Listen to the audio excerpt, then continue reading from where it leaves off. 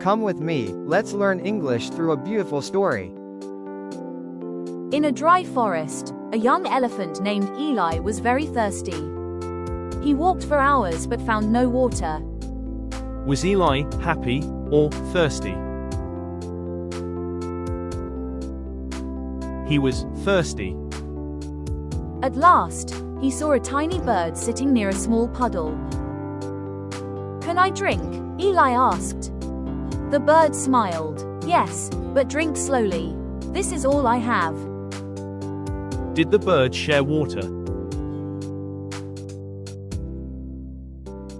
Yes, it shared the water. Eli was surprised but drank carefully. Years passed. One day, a terrible storm came. The bird's nest fell into the river. What happened to the bird's nest? It fell into the river. Suddenly, a strong trunk lifted the bird to safety. It was Eli. "I never forgot your kindness," he said.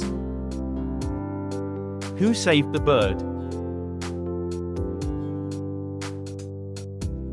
The elephant, Eli.